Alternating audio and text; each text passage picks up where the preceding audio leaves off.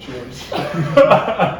Hello and welcome back in to the Long Shot podcast. We have an incredibly special episode.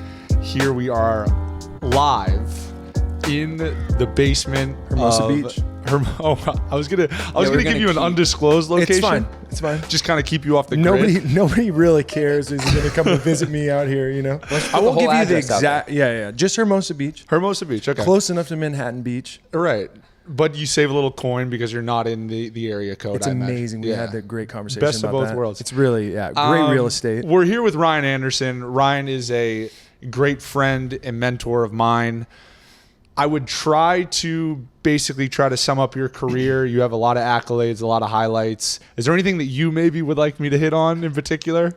I'm actually curious to have you just rifle these off. All the facts of the years. NBA's most improved. What year? I'm gonna guess 2010. 2012. 2012. But actually you just told me that to remind me of that. I believe you were an All-American in college. Certainly all conference at Cal Berkeley. I was definitely the best player at Cal Berkeley. For sure. Oh, well, I mean, that's got to give you an all-conference nod, I imagine. Maybe. You got the jerseys hanging up over here. I have my Berkeley jersey over there. There's a Team 34. USA jersey, so a USA basketball participant. Select team. Nonetheless, that's... I still have a jersey. Everybody comes downstairs and says, you made the USA? I said, absolutely. You might as well sell it that you were a 2008 Olympian. Same thing. I was an Olympian, Or 2012. Technically. I'm going to tell my son that. Absolutely. But yeah, you also led the league in three-point shooting. And that's actually an area where, more so in the life stuff, I feel like you're a big mentor of mine, but also stylistically and how you play the game of basketball. I mean, you have a lot of game. Had a lot of game. Maybe you still do. I don't know if you're still playing. It's literally been 2 years since I've shot a basketball. But I imagine you still got it. I got kids now, you know. Right. That's a very reasonable excuse. But yeah, so you and I met when you were acquired by Miami in a deadline blockbuster trade. It was a big move. To clear up a lot of cap space. Don't do that. No, but it was the end of my career was a real. I hired a travel agent, and luckily I went to some great cities and it got to experience living in Miami. Phoenix was great, but yeah, I mean, part of your finals experience can be attributed to me 1,000% because I was bought out to get Jimmy Butler. I thought you were going to say that you mentored me. therefore you helped guide me to the success that I've been. Listen. I'm always in your corner, and you are a guy that I saw from day one. Your ability and your talent and the amount of confidence that's built up in the past. Like we talked about it. I mean, with the pandemic and everything, it was your success has happened over the past 20 months or something. In 20 months, your life changed from the guy that I knew to now this guy who has so much success and went to the finals and proved yourself in a lot of ways.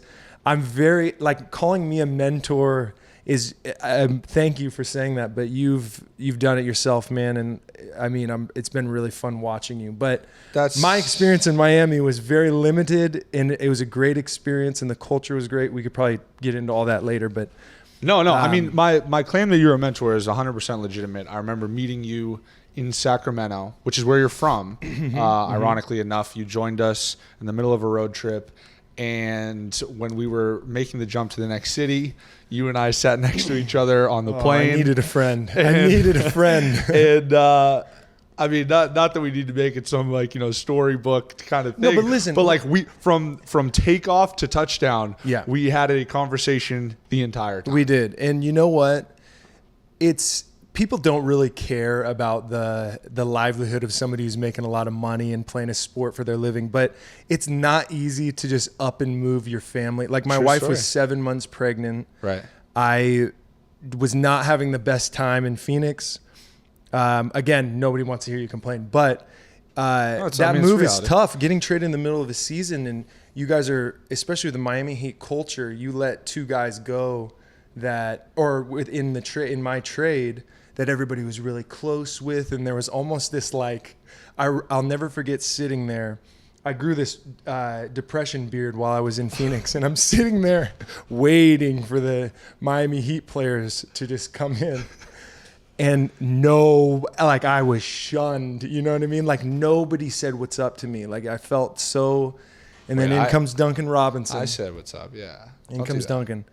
You were a godsend to me. So well, he was just a two-way guy at that point. So he was just trying to make any friends that he could. I think it was a good match for us. Good timing for both of us. It's destiny, though. But I was just trying to be a sponge in that situation. I mean, here I am looking at a guy. At that point, you were what, year 9 or 10? Yeah, that was 11. My apologies. It's okay. Didn't mean to shortchange you there. It's all right. You got a most improved player. But here I am. I'm trying to keep my foot in the door. And you're in year 11. You've had longevity, a ton of success. We mentioned, some of the accolades earlier. You also, I don't know if I said this earlier, but you led the league in 3-point shooting. You said that. I did. Just wanted to hit on that once again. But no, in all seriousness, like for you to take the time to answer all my questions, because I was just going rapid fire. I have a tendency to kind of get that way when I'm like talking to somebody and when we're kind of in a flow, and I'm just like asking you all sorts of stuff, basketball, life, and everything in between. And for you to take the time on a flight, I don't know where we were going, but you probably could have just rolled over and taken a little nap, but instead decided to engage. So I appreciate that. Long overdue. Of course. Thank you. Yeah, my pleasure. I mean, those questions were. You had great questions, and everything was relatable to your career and what you're going through. I mean, because I had experienced almost everything in my career too, from, not playing to having the fear of, is this going to be my last contract? And in my rookie year, I played 20 games. I started, I played in the rotation 20 games. I started 20 games, and I didn't play at all. And that's a fear for a young guy. You don't know longevity. And the way the NBA is now, you have to prove yourself from the gate, and if you don't, there's not these long-term guaranteed things for guys. They don't build up young players anymore. That's a great thing I have to say about the Miami Heat culture, is they are one of the remaining kind of old school Pat Riley groups that actually like builds a group and isn't looking for overnight immediate success. They see like pieces, like with Duncan, they saw something great in him, and I'd always hear whispers about you that you never believed and you never really want to listen to, but like how great, Duncan's in the long-term goal or long-term plan. But anyway, I mean, the Miami Heat culture builds and grooms young players. So, I mean, I played for a long time when they were actually building up young guys, and that was fun. But the way the game is now, it's crazy. So, I mean, your success has been, that just says even more, during that time for you. What are you hearing? I'm intrigued. What whispers are you hearing with him as a two-way guy? Mm-hmm. Like, who's that coming from? I guess is my coaches. I mean, all the coaches are so invested. Are you hyping this up a little bit? I feel like he's making this up. No. I'm hearing, multiple guys on the coaching staff they're very technical guys, with Miami Heat, and guys that I did drills and did certain shooting things that I've never done in my life. And I think they were awesome and valuable, but like, Duncan would go down to the locker room and I'm just, getting all my extra work in, and coaches are like, man, that guy can shoot, man, look, if only he had the confidence, that we all believe he can have. And I think that's the biggest thing with you. It's like, you truly are one of the best, if not the best 3-point shooter in the NBA now, but like the way you picked up on and had that confidence just during the key moments that really mattered, and you stepped up to every challenge, and that's we always talked about it, like there's a hump you got to get over. There's like little 100%. In the NBA you have to prove yourself and get to a certain hump where you can get to the next level, like where when you're there you're a little more solid and people trust you. And now he's obviously he skipped like I had to hit different levels on my ascent. Yours was like you climbed that hill in like one day and in multiple hills. So so you've proven yourself. People know what you can do. And but yeah, I mean that you stepped up when you needed to. I want to talk about me a little bit less. I appreciate all the kind words. Agreed. I'd like to talk about you. And I'd rather talk about you. You're more exciting. And your career a little more. We've had these conversations before, but you had a really interesting timing of your career in that when you first came into the NBA, you were kind of an anomaly in that you were big that could shoot. And then you were around for this entire transition, kind of the introduction of analytics and how threes are weighted and valued in a different way. And all of a sudden you became basically unguardable because teams didn't know how to guard pick and pop bigs. Mm-hmm. And you used to tell me, it's like when I was in Orlando, I used to get 5-6 wide open threes a game just off of getting the ball thrown back to me. Mm-hmm. And once you hit a couple, then all of a sudden you're playing out of closeouts, and you had a lot more to your game than I do. You were mid post work, all that sort of stuff. But how did you personally see the game shift to? I mean, you played as recently as 2 years ago. How did you see the game just totally transform from year 1 to year 11, 12, whatever it was? It's a great question because I sort of experienced the phase and the change out from sort of the big man era to sort of what the NBA is now. So, what a traditional power forward, whatever you want to call a power forward now. I mean, the game has changed so much, but the traditional power forward was a lower post, Tim Duncan style player, a bigger guy, sort of if you had 2 7-footers or a big body with a 7-footer. I mean, it was so typical to see, twin tower type lineups. Right. And that, when I came into the NBA, it was sort of, Orlando was one of the first teams to really shift around and play that 4-out, 1-in style with Dwight Howard and picking rolls. And what are you going to choose? You either give up, wide open dunk to Dwight Howard, you give up a pick and pop for me, or a drive and kick like Jameer Nelson was so good at that. He'd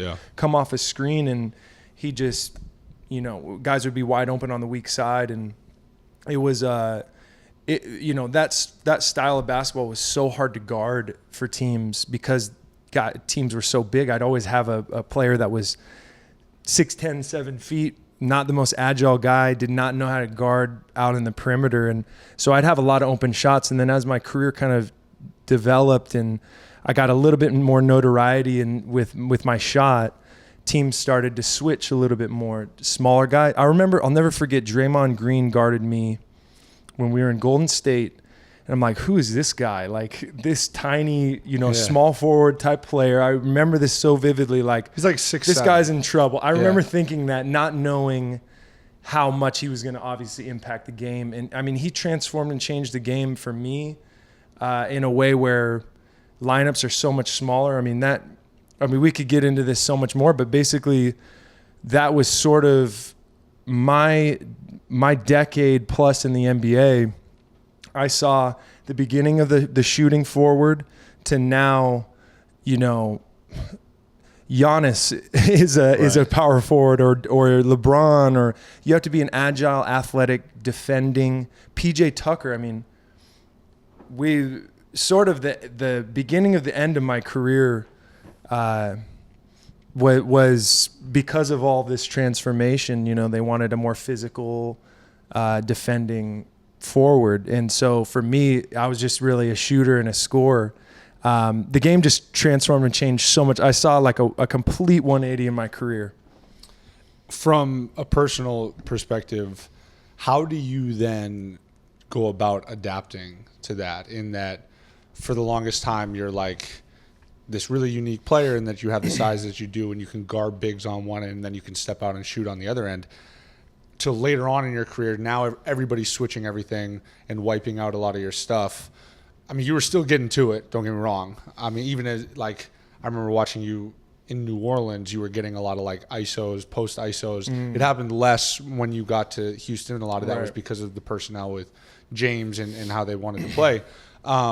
But from a personal standpoint, was there clarity in like, this is what I now have to do to stick? When I was in New Orleans, I had multiple. So Alvin Gentry came in the latter half of my 4-year deal, and then I had Monty Williams.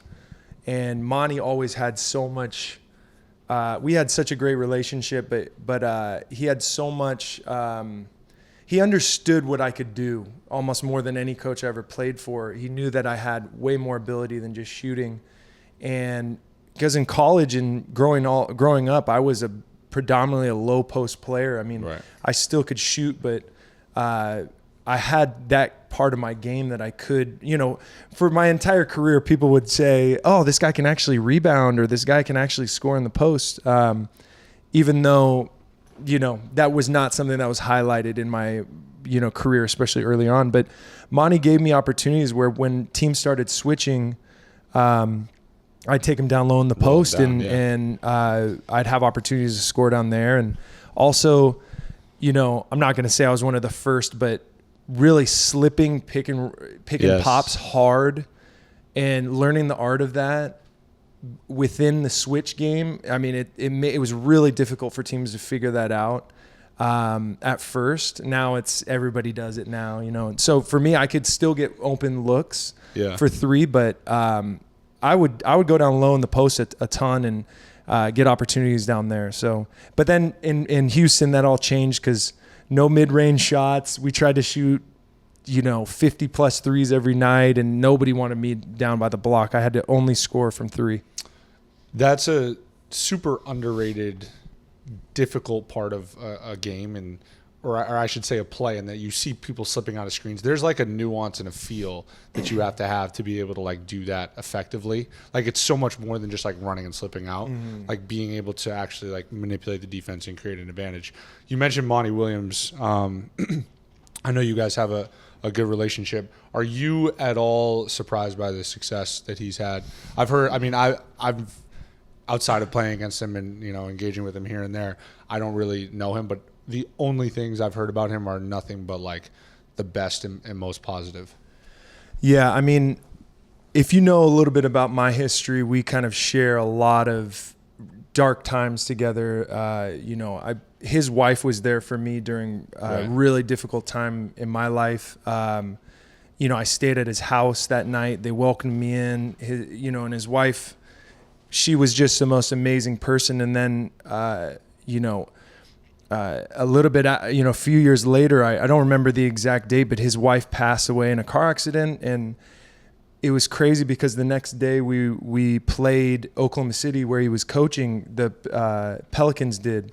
And so the day after it happened, a few of us went over to his house, and I kind of shared in that morning with him. And it was just, we have a pretty deep rooted connection and have been through a lot together, like I said, but he's the greatest possible coach for a group like the Phoenix Suns, because I said this to him. We actually met right after he got the job in Vegas for Summer League. I met in his room with him, and because he wanted to ask me a few questions about the group and how do I interact with Devin Booker and DeAndre Ayton and all these guys.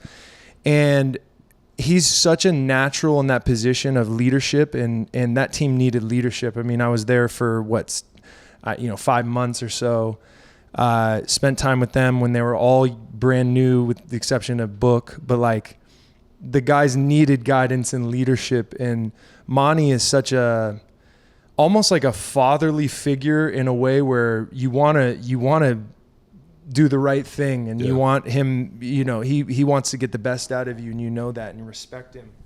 So I'm not surprised at all with the success they've had.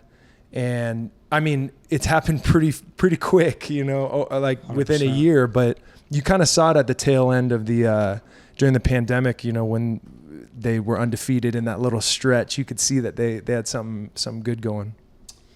You talk about dealing with adversity and tragedy. I think that as professional athletes, there is an expectation around obviously performing, but then also that there's a lack of understanding of the fact that we have like other lives.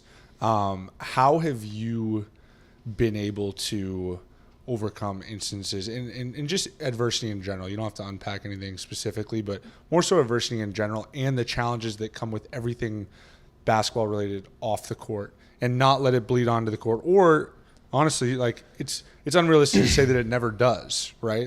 I would imagine. Yeah, I mean, for me, basketball was my escape, and basketball was kind of my safe haven. And for that 2 hours of practice, I got a chance to get away from my outside life, especially during the suicide of my ex-girlfriend, being in New Orleans, being in the city where that happened, coming back. Monty was actually the guy that got me back to playing basketball again, because I thought there's no way I can be around people and go back to that city and have these memories. But he told me, like, basketball is all you really know, man. This is your healing. And he was right. And we fought back and forth for a little while about that. But, it's interesting because through my experience and over time, basketball was my safe haven. And then it kind of became sort of this situation where everything in basketball sort of just happened organically, and it was great. And doors were opened, and I got playing time, and I got contracts and all this stuff. And then all of a sudden my value sort of really changed. And so that was really hard for me. Yeah. It was really hard for me to deal with that. And I don't think people understand how hard your whole life you're playing X amount of minutes a game, and things are just happening, and then all of a sudden you're not playing anymore and people don't talk to you. It's interesting, you're kind of shunned. Changes. If you're not one of the guys, you're kind of shunned. So basketball sort of became like it wasn't my safe haven anymore. It was like everything on the outside was going great. And then, so, that was a challenge. It's a challenge. It's definitely a tough thing for players to, find peace and have their head on straight. And so everybody deals with it differently, but I guess that's how you have longevity in a league like the NBA, because it's cutthroat and it's tough. And, how do you deal with it? How do you deal with the pressures of going from maybe not playing one night to, we had so many situations where when I was with you, you wouldn't play 5 games and then you get thrown in there and you'd have to play 30 minutes one night. I think first and foremost, like, adversity is relative. So it's important to preface what I'm about to say with that. There's basketball adversity, which is like, I'm not getting the minutes I want, or I'm not getting this or that. And then there's like real life stuff. And you've handled both beautifully, honestly. I'm not just saying that. Well, thank you. You're welcome. But it's still a thing. If you're a basketball player, it's not who you are. That's just what you do. And so being able to produce, and that's a very underrated thing for people to know. Like, everybody that you watch playing on the court had to have that moment, with the exception of number 1 picks or top 10 picks that get opportunities to just, fail. Right. You never really had an opportunity to fail, man. Like, that's crazy, Yeah. I think what I realized is that there were moments early on in my career, particularly when I was in Miami, that first year, I'm living in a hotel room. I haven't rooted into the city at all. Like, I don't know anybody. I'm like friends with guys on the team, but I quickly learned professional basketball is very different than college basketball. Like, college basketball, you're living with your teammates, you're eating with your teammates, you're studying, you're doing everything, going to class, going to practice. Those become your best friends. The NBA is like, guys are showing up to work, and then they want to go home and be with their family. So for me, as an undrafted guy living in a hotel in Miami, my only experience every day was the time that I went to the gym. Other than that, I'm like sitting in my hotel room, hanging, might go out to eat, whatever. So whether or not I had a good or bad day was dependent on whether or not I had a good or bad practice. Mm-hmm. And all of a sudden that starts to weigh on you of things start to go a little bit south. And then all of a sudden it's like, you can't separate your state of being from your basketball value. Mm-hmm. And they just become intertwined. I think that honestly, I'm not just saying this, having relationships that along the way that I've been able to like kind of latch onto have helped because you know we can like I said we can sit down for dinner or a meal or whatever on the road and we don't have to talk about rotations or assignments or anything like that and that's when like the human side of being a professional athlete is like you get like a breath of fresh air. But I think it's a challenge. And you mentioned like the top 10 picks. They see it in like a very different way of like if you're not doing this and this, all of a sudden you're done. I mean, you see with like Ben Simmons right now. He's an incredible basketball player and everybody is like ready to just ship him off to, you know what I mean? It's like, it's ridiculous. But that's also like the world that we live in. That's a world we live in the fan base, especially in Philly. I mean, they've been waiting so long to win and stuff, but yeah, I mean, continue. No, it's true. I mean, that's right. That's basically what I was then turn around and ask you. Now we're just like excommunicating David from the conversation. We really have, man. What's up? How are you doing? How are you doing? Let me tell you about dealing with adversity. Tell us. As a top 10 pick, the pressure that I feel is every morning when I wake up. Wait, this isn't Kevin Love over here? Davis gets a lot of Kevin Love comments.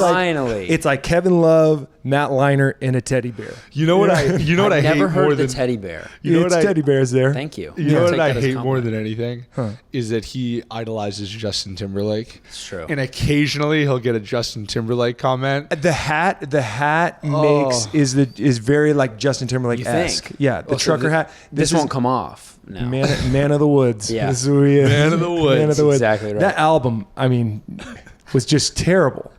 There were a couple gems on there. A couple gems. Say Light. Something. Yeah. Morning Light's a great song. Okay. I tried so hard. You know, I was a huge Future Sex Love Sounds fan. Yeah, it's a That's classic. maybe my favorite album of all time, honestly. Yep. Like I could listen to it over and over. If I'm in jail for the rest of my life, I pick one album. Why would you be in jail? I mean, I'm just hypothetical, but that's what I would listen. That's the one album I would accept. That's a good pick. You do have a JT. Don't do that. Come on. Don't do that. He does. Yeah. A little bit. Don't do that. With Thank the you. beard going and stuff. I appreciate that. Don't let me interrupt your adversity talk. I'm enjoying the. But there are a lot of us say, well, you and I would refer to some guys as NBA guys that are just like straight basketball 24/7. ESPN is on TV. And I mean this in the best way, but like Jamal Crawford was a teammate of mine. His career was incredible. He's such a great basketball player. He's like the ultimate hooper. The best guy, but he's a hooper. Yes. He could talk basketball 24/7 and never get tired of it. And that's, for me, like, I need a break. You know what I mean? Like during the summer, I don't touch a ball. I'll train, but I don't want to sit down and have a conversation at dinner about stats or basketball or whatever. And that's fine if somebody else wants to do it or with a teammate that does it. But you find you and I are very similar in that sense where you kind of need that break and you need an opportunity to sort of refresh yourself. And it really benefits you on the court. You'll be refreshed for the next season. I mean, yeah, I mean, everyone is different with how they handle things, and everyone is different with how they face adversity like that. How did becoming a father change your perspective on basketball? So much, man. I mean, it was, like I said, it was tough for me because I had gone from, I signed my big deal in Houston. I had another team that offered me a bigger deal. Who was that? Sacramento Kings. So hometown team. It was the hardest decision of my life. I was in this house upstairs, like honestly, like on my knees praying to God, like make this decision easier for me because you were unrestricted. I was unrestricted. Go wherever you wanted. So like my first deal when I signed with New Orleans, it was a sign and trade, and I was shocked because I thought I got the most improved player in Orlando. I thought I would re-sign with Orlando. GM saying that. Head coach, everything, but then all the Dwight Howard scandal happened and everything got unloaded, and I was one of them. So I did a sign and I didn't even have a choice to go to New Orleans, and I ended up loving it and had the best experience in New Orleans, even in the midst of like tragedy and tough things. I have my heart, like a piece of me is in New Orleans. I love that city, but Signed the deal in Houston. And first year we, shot like, how it percentages or everything for shooters, but like shot 40% from 3. It still wasn't what people wanted to see from me because in New Orleans, I could do everything. I could score in the post. Like I was saying, I got opportunities and I averaged like 14 points a game, getting paid $20 million a year for a guy that doesn't play great defense and blah, blah, blah. Wasn't enough. But we had success and I'm like, I did my job. Right. Next year, Chris Paul comes in. I'm getting to the Sun thing, by the way, but I'm just making the long route. I love it. I love it. We're along for the This is ride. what the people want anyways. But this is why having a son has impacted me so much. But so I started 50 something games that year when we had the best record in the NBA with Houston, where we should have went to the finals and all this stuff. And through the first maybe 3 or 4 months, like there were articles written, like I was shooting stretches, like for a month I shot like 70% from 3 from Chris Paul assists, and the game plan didn't change from the year before. And Chris was trying to adjust. He was trying to figure it out. He had a little bit of injuries. And I'll never forget this one game they were playing in Portland and they kind of shifted to this small ball. I'll never forget it. I played maybe 10 minutes that game and I knew like something was going to change. So I started the first 50 something games of the season and get a call from coach D'Antoni, we want to maybe start PJ Tucker. By the way, I was sick one day and they started PJ and then they call me and say, we want to start PJ. And I'm like, no, this is my position. It took me a long time to. Do you say that in a meeting? You say we were on conversation. We had a phone conversation through text and a call. And I remember sitting with my family like, should I just come off the bench? I mean, it was a new thing for me to not. I had always sort of been the underdog overachieving, and now I was sort of the overpaid guy who was underachieving from what they wanted, even though I was doing everything that they paid me for. And what they were asking. And we were the most successful team in the NBA if I was starting or not, Right. we were so good. But wait, don't say that. We were. I mean, no matter what, you were a part of that. Record. You provide space. I was a part of that. Then injury happened, and I was just sort of tossed off to the side. And anyway, I'm making this the longest story, but I asked for a trade to go to Phoenix, and it happened, and that was it was even more of a struggle for me to figure out how to fit in with that team, and there was just so much chaos and everything.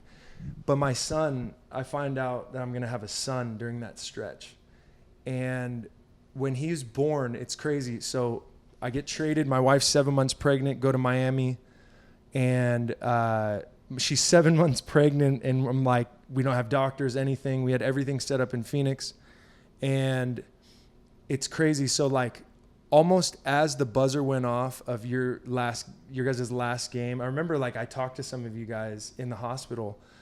Our last game. You were your still a last part of game that with team. Miami Heat. You weren't there because I wasn't there, so that's why I said your last game. So our last game of the season, my son was born like on the dot when the buzzer almost went off for the last game. So, and just seeing him, every bit of trying to figure out what was going on with me, what was going on with my career and stress, and it just felt so minuscule to like what this kid can provide. And anyway, he's just a joy and he's the best. And now we have a daughter, but kids make all of your problems that you had before kids just seem like selfish. Like what? Why does it even matter?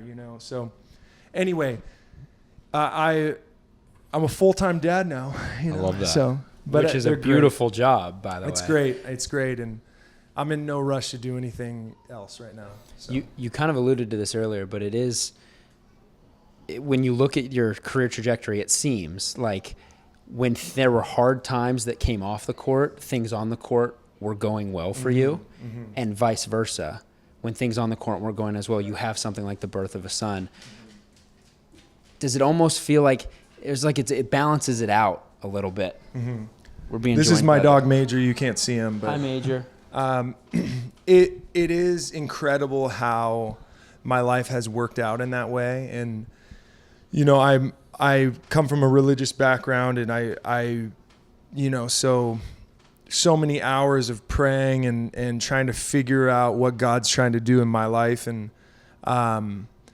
you know, thank God basketball was my healing place during that time when I was in New Orleans and earlier on in my career.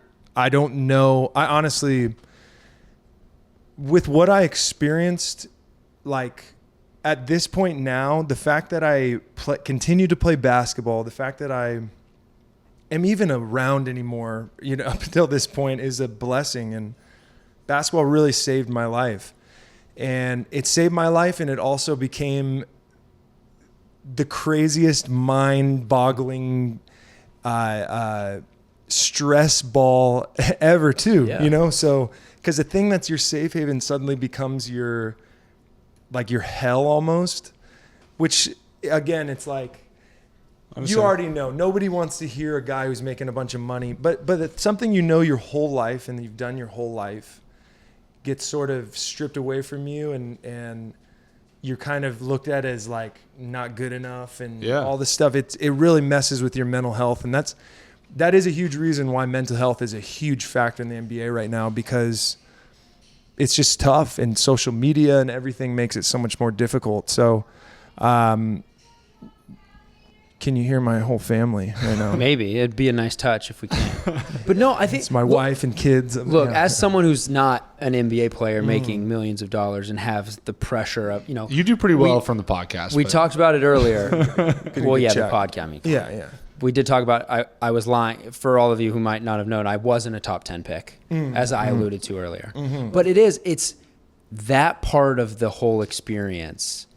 Is fascinating to me, because everyone wants to be the NBA guy. Everyone wants to be but there is this fan pressure. And now that I'm closer to him than ever, like I'm monitoring stuff going on online, you see how much of that exists. Yeah. Did you just stay away from it? Absolutely. Yeah. I realized how unhealthy Instagram was in my life a long time ago. Thank God. And I very rarely, I still have one just in case an opportunity comes around where I want to have another business or get involved with something where I do have a following of pretty awesome people that, you know, not everyone is going to just be one of these jerks online. You know, there are some people that really care and want to know what's going on. So, I mean, I've kept that around, but I rarely post, and I avoided it so much, especially when I was in Houston, because especially there in basketball cities like a Philly, like we're talking about, or the Lakers, man. Yeah. I mean, Houston's one of those sports cities where just the pressure is always on you, and that's all people want to talk about with you. And, you know, Miami probably has a bit of that too, but there's a great culture of fans in Miami. And like, I know you you have to say that, but it is actually true. You have to. No, it is true. 100% it is very true. It is very true, and we have great understanding fans. And have always been like amazingly supportive of the team. Like Sacramento for me growing up we didn't have a winning season for 20 years, and then, you know, that 2002, 2001 Kings squad came around and they're so fun. But anyway, it's, you know, you have to focus on what's important and what actually matters, and the comments of just douchebags really should not have any influence on your life. No, that's fair. Love that take. Yeah, I mean, it's true. They're just douchebags. But it's tough. I think that's why having success with so much limelight on you is so rare, and people love to see it. And I love to see it with this guy over here, you know. For sure. I have a question for you, though. Sure. Because you talked a little bit earlier about my ability to like slip pick and rolls and pick and pop and stuff like that. And you've really transformed. Like, it used to be pick and pops for just like bigs like me, you know? Like you slip pick and rolls. I want to know, how did you learn how to be effective with a slip pick and pop? And also, you've always had a really quick release and like great basketball IQ and great form and everything. Your shot is one of the prettiest I've ever seen. But all right. Feels like a stretch, but continue. I have to gas you up. It's your podcast. But no, but it looks like it's going in every time. But anyway, he's the best looking basketball player in the NBA. far. He's the best. All but right, no, let's get to it. Let's get to it. But was that something that just came naturally to you? Was it something that was taught to you? Was it something that you had to adjust to? Or how did you get to that level of like pick and pop shooting with such a quick release? I think that some things come naturally, but I'm a believer. I was just having this conversation. I'm a believer that shooting can be taught and developed. As we're talking about like slipping screens, I've gotten a lot better at that. And I think it's a combination of like just kind of developing a feel and like being put in those situations. My job is actually in those situations like pretty simple, especially when you have guys like Jimmy, where it's like all I need to do is have his man just think about me for like a quarter of a second or open his stance just the littlest bit, and Jimmy's going to get downhill. Mm-hmm. So it's like when you're able to think of it like that, it's such fine margins that, and I have like little tricks. I'm not going to disclose everything. I'll give like a lesser one that's like more well known of just like tapping a hip as you're going by, and all of a sudden this guy thinks he's getting screened and he gets held up. Mm-hmm. There's other ones that I'll do. I'll try to like, say call like defensive calls, like switch, or if their call is red for switch, I'll yell red, and try to get them to switch like preemptively before I even get up there, and then I just slip out. Are you putting on like a fake voice for that? No. Sometimes what I'll do though is I'll yell like, let's provide an example. Give me an NBA guard. Chris Paul. Yeah. I'll be running up and say Chris Paul is guarding the ball. Okay, he's guarding Kendrick Nunn. I'll run up and I'll be like, Chris, switch. Oh wow! And Chris thinks that it's sneaky. Chris thinks that it's Mikal Bridges yelling switch. Well, are you trying to put on a Mikal Bridges voice? Hey, Chris. Wait, but that's something that's so extra, and you have to focus on the actual play calling, and there's so much more to that. I mean, that's like you're like a student. You're giving me a little bit of credit. It's being a student of the game. Like I learned a few of those tricks, like the little tap on one side and stuff like that. I never put on the accent and did like the switch, but it's definitely something that you have to. When the game is at a pace where, like from college, everything's so fast. And in the NBA, everything is like on purpose, but quick moves on purpose for a certain. There's less wasted motion. There's less wasted motion. It's a simplified game. There's so much going on in the mind of like a Duncan Robinson when he's going into a pick, to know how they're guarding it, to know which side to slip from, to know the play, to know the player. You're giving me a little too much credit, but I appreciate it. It comes naturally. There's elements where it comes naturally to me. There's elements where comes naturally to you, but launching a 35-foot pick and pop three for you just seems to come naturally. You've made some bombs in your career. Like you were one of the first. I was gonna say, do you take credit? You should take some credit for the whole era that followed you. Forget logo Lillard. Like I'm talking Seriously. Logo Ryan Anderson. Oh yeah. No, but this, honestly, that evolved organically. Just Mike D'Antoni his offense is not this like wizardry of tons of pick and rolls and whatever, all these things. It's spacing. All it is spacing and running to your spot. And me and Eric Gordon naturally, like everybody asked us, why are you shooting these deep threes? I didn't even know for a long time that we were shooting them that deep until I'd watched some film.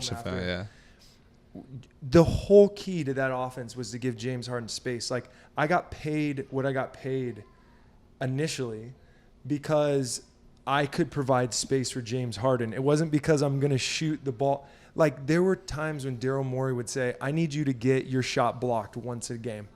I need you to get a 3 blocked once a game. Like he would come to me like, you didn't get a 3 blocked. Like he wanted me to show offenses that I'm like ready to gun from wherever.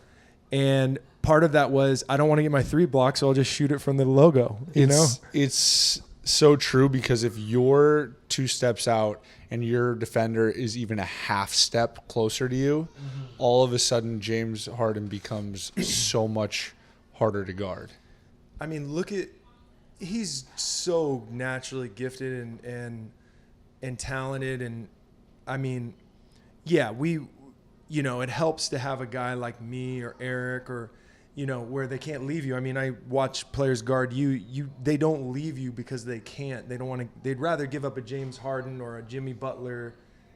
Jimmy's got his little. He'll work to the basket and do a little fadeaway mid range. Like the percentages are. You'd rather have the mid range or the layup or than a 3. So, that has so much value. And that's a huge reason why you're going to have the off season you are and wherever you're going to go.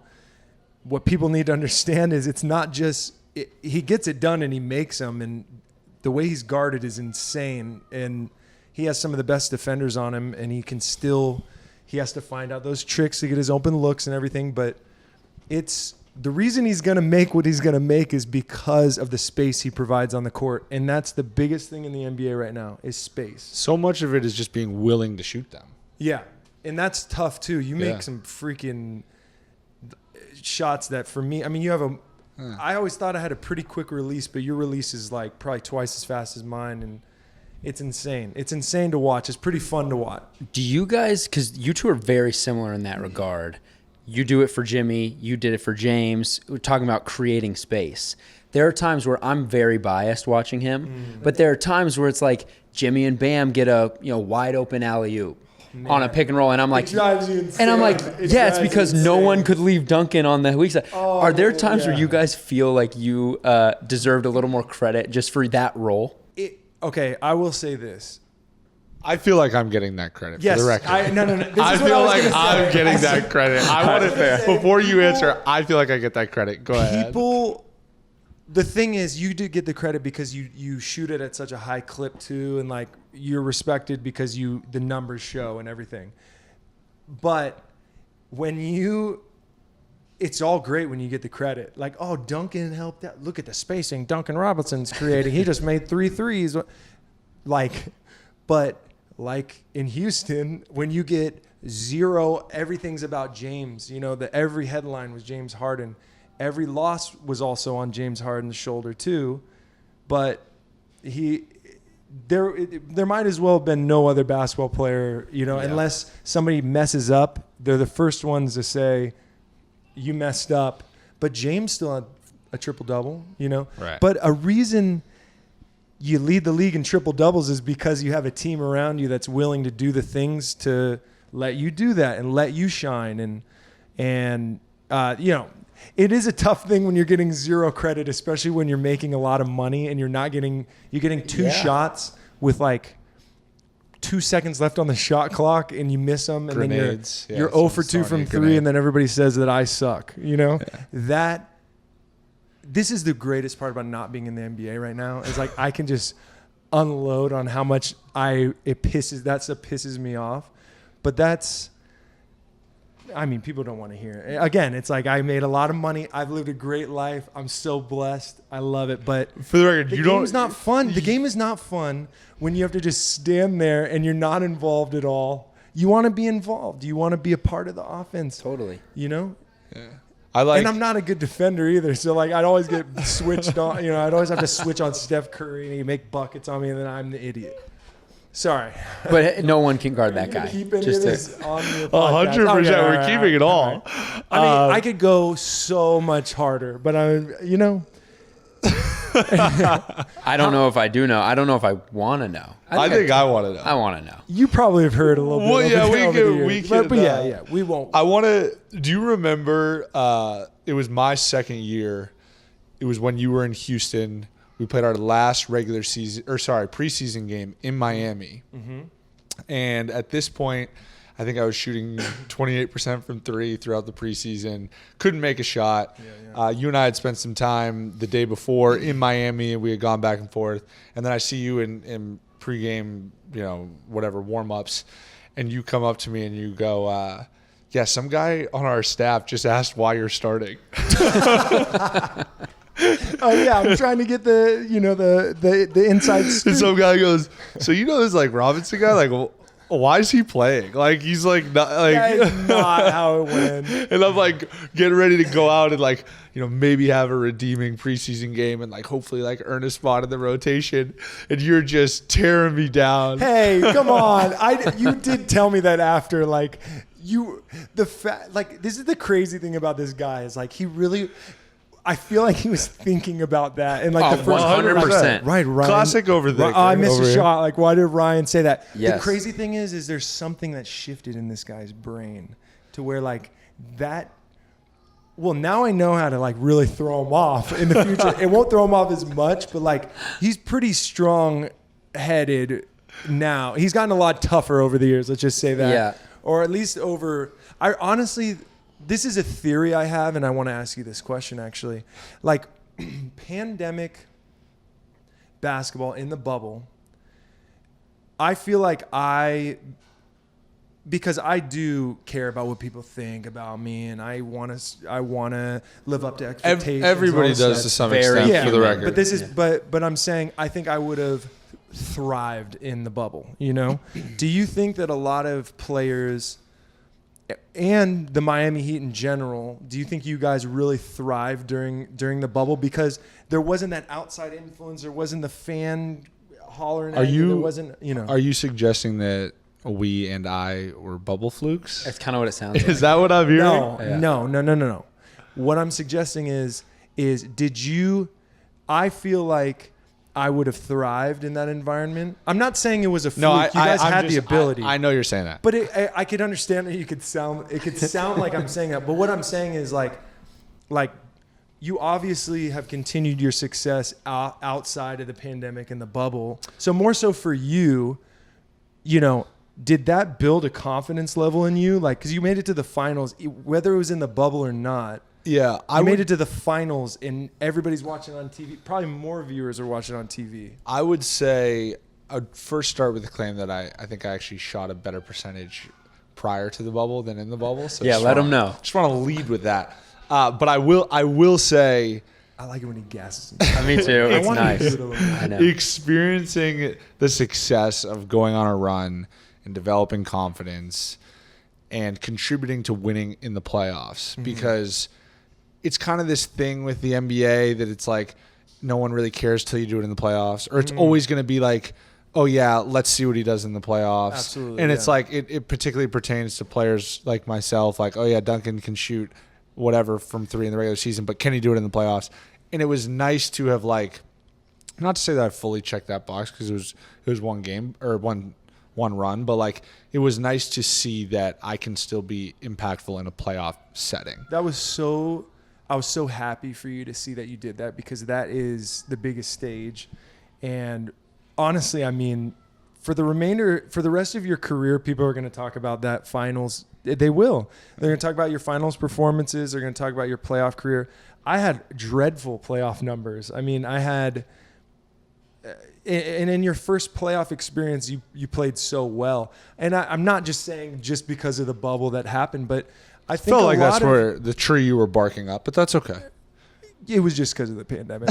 All the success bubble is just because he's a bubble fraud. Yeah.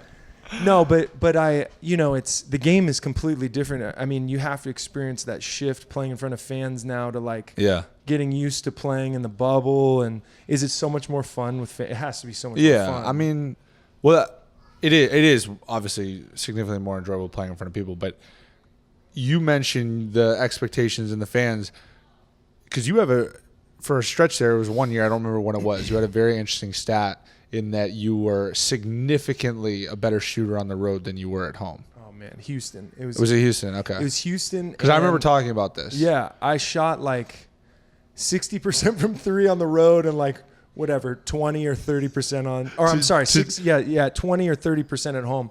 So it equaled out. I was shooting like 45% or 40%, and I'm wondering, why is everybody leading the league? Probably. It was interesting because the truth about that is no one's ever asked me this question actually, so it is pretty interesting. But like, back when people were bringing this up to me, like in media, before practice, why are you shooting so good on the road? All this stuff. And I'd be like, I'd just say something just to laugh it off, or it's just the way it is. But the reality is I felt a different level of pressure going from being like the guy that was always the underdog. I was always the underpaid guy, to starting my career off trying to find my way to contribute. And like, for me, I'm not, like I said, I'm not the greatest defender. The game is changing to where like it was a lot harder for me to score and to show my worth, So I had to shoot at an incredible clip, or I had to do something extraordinary for people to, appreciate what I'm doing for the team. Meanwhile, I'm looking at other guys on other teams that, like an Al Horford or something, and I was averaging the same stats as Al Horford, who got paid a max deal. And, that was a different dynamic for me. It was hard for me to be the guy that was like, you need to do more, and we're paying you a lot for this, rather than before it was like, wow, we got to steal for this guy, So that was a big adjustment for me. So it really affected me at home. I felt like I was like, I felt like every time I was in Houston, I was like letting down the fans or something like that.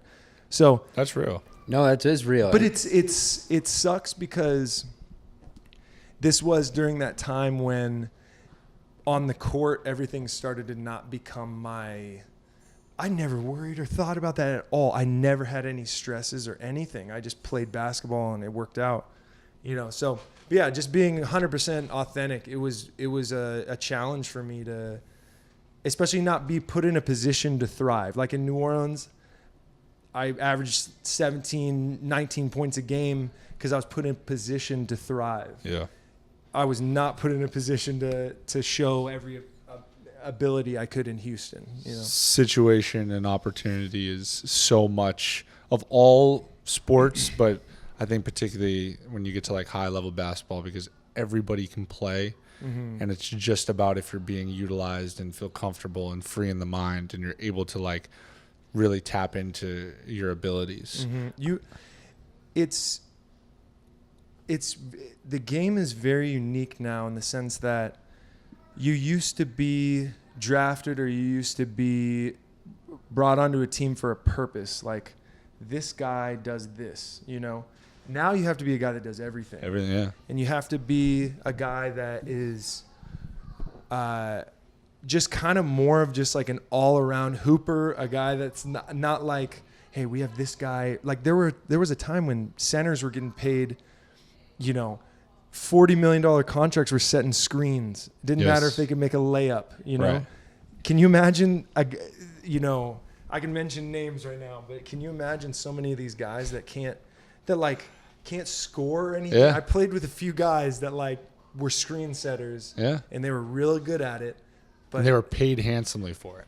Paid handsomely. Now you got to be a Embiid to be a high paid center or a big man in the league. The game's changed, man. So for every episode, we close with a little segment. We call it our Undrafted. Okay. So basically the theme of this podcast is it's long shots, underdogs. So we're going to give you 3 topics. And we haven't actually prepared for this one because I didn't know we were going to do this with you. But now we're going to do it. We got a lot of background noise. We might. Are you okay with all Yeah, this we're fine. We're background talking noise? into the mics. We're good. We might cut this, full disclosure. Okay. But well, we got some good sound. we bites, got absolutely great stuff. So basically, we're going to give you 3 topics. I'm going to give you one. Dave's going to give you one. I'm going to give you another one. We want you to give your undrafted, your underappreciated answer of each one. So maybe like a diamond in the rough, the hidden gem. Okay. I'll give this a shot. Yeah. So the first topic I have, and I'm going to try to tailor it to you. You kind of keep it in your wheelhouse.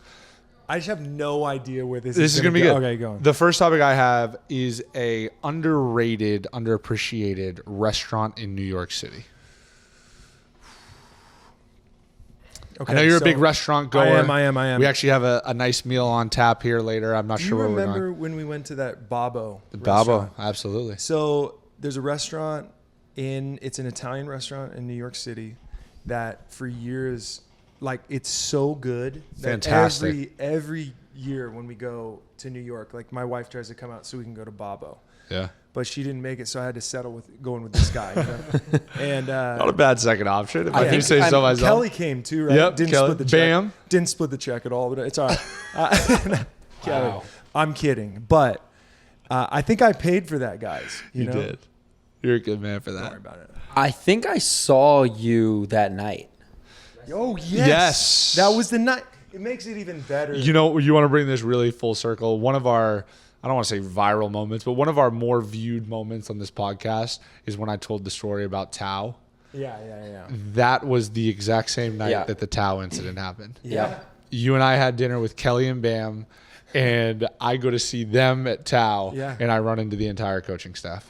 And he freaks out. You freaked out. Oh, so much. my They hate gosh. me. I But thought I this was is getting what- whipped. This is what I'm saying about this guy. Yeah. Like you always thought the coaches hated you or whatever, and everybody really just loved you the whole time. But you were for every moment. I hear sat it in next my to you ear. on the plane the Like, next morning. They're gonna let me go. I'm gonna go play in When- Europe. Like when- you just would always. Because I went to I'm gonna Tao. go play in Europe. Like they hate me. I should go. No, you said I gotta go talk to him or something. You went and didn't you talk to Quinny? No, I was sitting next to you on the plane when Quinny came up to the front of the plane, Like he's gonna say something, and I'm like, I'm about to get waved. This is me getting waved, and you're like bumping me, like giving me a hard time, like, dude, this might be it, man. And then all he said was like, "Did you have a fun time last night?" or something like that. Like, but they know the thing is, everyone knew this is his personality, and like he's not gonna go out and go crazy. Like they just know, like you can read the guy who has like the beet red face. That's like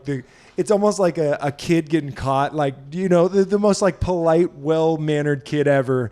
Like, come on, everybody knew that about you. Yes. But it's a great one. That's a great answer for you, Baba. All right, what do we got? Number 2. I like this. This is an on the spot on draft. 100%. Is it true you're a Family Guy fan?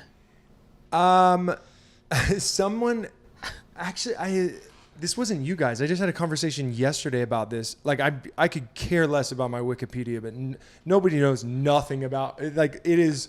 There are so many things that maybe I mentioned at like 2013 Media Day in New Orleans. Like Family Guy. Well, let me tell you, Davis really does his preparation for the pod, so I'm sure appreciate whatever's out there, he is dug up. Also, like Colin Kaepernick, it says like me and him go way back. Like all this stuff. played, We had one basketball game together. I have no idea. Like there was a time when somebody mentioned to me like, you and Colin Kaepernick like are best friends, right? You grew up together. I don't know anything about him. like we had one basketball game. Anyway, so are you asking me what is You can say no. What I'm is just my curious. show? Well, I'm curious if it's like a one sentence weird addition in your Wikipedia. They don't know that I have like kids or what their names are or Yeah. anything. But they know you love I Family like Guy. Family. But it's just a sentence. I like Family Guy. Yeah, I like it. I mean, a couple. So Is it my favorite show? the? Is it my favorite show of all time? You know what it means to me? Like when it shows up and like the theme song comes on, it's kind of like nostalgic to me. Yeah, It gives it's me true. that, like, growing up feeling. I watched it a lot in college. It brings me back like Great, good times, and it's hilarious. We all It's need those fun. shows. Yeah. All right, I'm going a different direction. But I like. Let's go Future Sex Love Sound. Can you give me your underrated song on that album? Wow. I have What Goes Around is maybe one of my favorite songs of all time, and I think it doesn't get. It gets like the credibility, but it's not like this is the best song in the album. I love that answer. So great music video, also. JT's got a lot of great music videos. Yeah, I mean Timbaland is maybe one of my favorite producers of all time. Yep. I make music like I really respect his he has a master class. Do you guys go on master class? Yeah. So his master class is incredible because he like makes up beats off the top of his head and just like beatboxes and finds a rhythm with his voice and with his beatboxing. Like he does drums and he says record that, and it's an incredible master class. You got to watch it because Love that. The his Timbaland plug is great. But his process is just insane, and you can see it in What Goes Around. Like For sure. his transitions, and it's almost two great songs. Yeah. Wow, that's a great answer. So It's like trucker hat JT Yep. at his finest, you know? So normally these are like kind of like quick hitters. I love that you're running No, with no, it. no, I no. think it's I great. disagree with that. You did not prepare me I enough know. for this. It's beautiful. My last one is you mentioned having an escape from basketball. What is your favorite or underrated, I guess, non-basketball activity that you use to Alcohol. get away from the game? That's a totally reasonable answer. No. Golf, man. Golf. But there might be a little alcohol Yeah, involved, maybe a few beers. they can you know? coexist. I'm a retired man now. Like I can have a 100%. few beers and Yes, play you golf. can. Does it But- enhance your game or does it take away from it? It relaxes you a little bit. You have Yeah. that one beer before you go tee off, maybe, and it's like you're Now if you're I'm ready. playing with people that you're not comfortable with too. You want to show out, on the first tee. Yeah. But We've yet to get on the golf course. I by the way. know you sent me some pics like in the bubble, Yeah. And, I mean, he's a natural. I look in that one picture. My game No. is in a really shaky spot. I'm like really inconsistent right now, and it's been. He has frustrating. flashes though. Yeah. And here's the thing. No, Davis hasn't seen me play my best golf. Let me put it at that.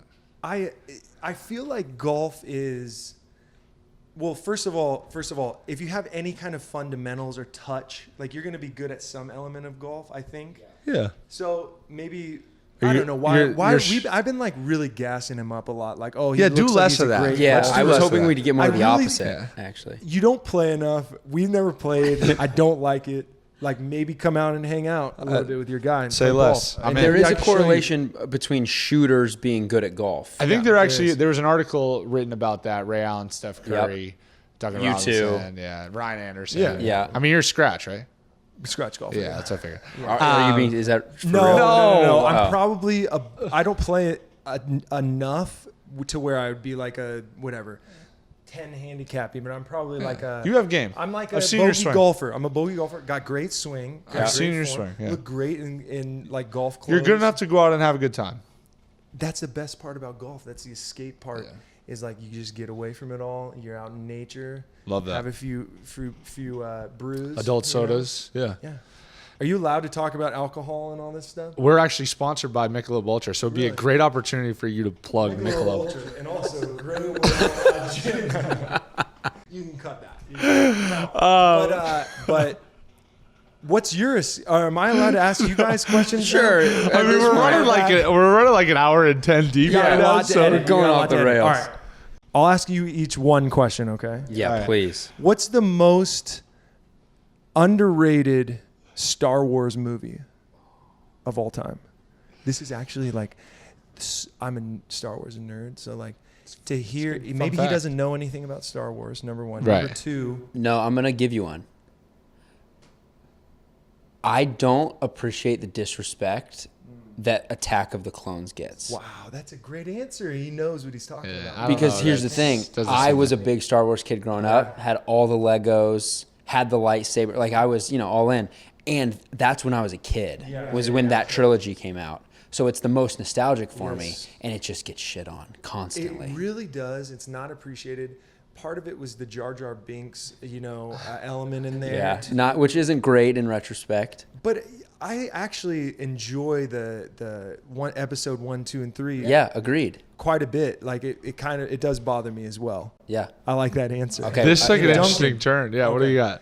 What is the most underrated flavor of cheese?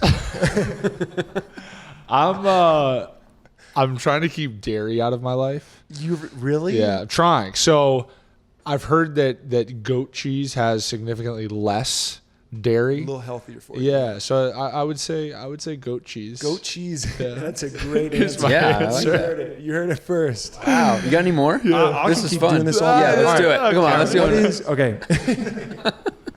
All right. What is the most underrated? I can't think on the top. Oh no! I got it. What is the most underrated Disney Channel original movie? Oh, that's a great question. yes. I want to Okay. answer that one. Yeah, let me think. Smart home. No, you only Smart get House, one. Smart buddy. House. No, You come only on. get one. Smart house. Wait, no, hold on. You only get one. Eddie's $1 Million Cook-Off. Wow, I don't even know what That's that is. terrible answer. Awful. If you haven't heard of it. I got Brink. So I'm a motocross. I sure. love motocross. I was before the times. You know, Wait, LG Brink isn't motocross. It's roller. I said Brink's great, and can I give my opinion? Okay. I'm a soul skater for sure. Davis is more Team X-Blade. I'm a soul skater. The shade. You know, my wife actually got, like, back in the day when there was like AOL, like instant messaging. Yeah. She got an instant message from the Brink guy, Like the person who plays the main character. the main character of Brink. Wow. Tried to hit her up.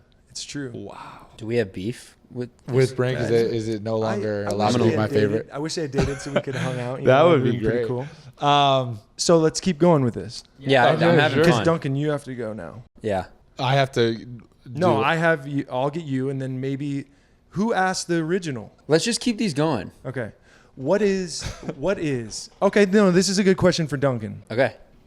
What is the most underrated city to travel to in the NBA? That's great. You've been asked that one before. Yeah, for sure. I mean, the hot spots are obviously New York, He didn't ask for I the didn't hot ask spots. LA, Miami. We don't. We He's don't dodging. care. So I'm He's leaving dodging. those off the list, is what I'm saying. Well, yeah, I I'm mean, going to say Toronto. Good answer. Good Toronto's answer. a That is a good answer. fantastic city. Davis. Yeah. What is the most underrated thing that you've ever done while living in LA? Oh my god. Like something that would really surprise a lot of people, you know? What a question. It's That's not a as terrible good. It's not as good. No. I can do this. Why are you I can guys do making this. me ask all the questions? Just give me a second. Because you turned this into your thing. I think it's my thing, and I'm gonna have a little gray wall. Here's an answer for you. Okay. So, this was maybe a year and a half ago. You know, have you heard of that blue algae that glows in the dark? Yes, I've never seen that here. 100%. We went and we saw that. It was incredible. He really made lemonade out of some lemons with that question. Speaking of Disney Channel, it was like you were in a Disney movie. You step on the sand and it just lights up You blue. run your hand through it. Yep, and the waves are crashing and I heard it glows. about that. It just wasn't in town. Remarkable. It felt like it was fake. It's a great answer. It's a great Yeah. answer. I'm on fire over here. Anyways, Ryan, that was a fantastic conversation. Really covered a lot of bases with that one.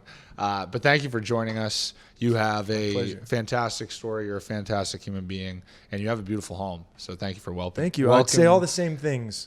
Oh, I actually don't own a home. So No, except for the home part. yeah. But he's gonna own a home pretty soon. Hey. You know what I'm saying? He needs to invest in real estate. Yes. Right. Exactly. Maybe, Put it all maybe away. around here in Hermosa Beach, everybody. You never know. Podcast, coming to Podcast you, Central. three of us. We'll get a little studio. We'll make it The happen. goal is he doesn't touch the basketball money. He's just living off the podcast. Yeah. Absolutely. That's the goal. Absolutely. That's the dream. That would is be the the dream. Anyways, thank you for joining us, and look forward to doing this again down the line. Anytime.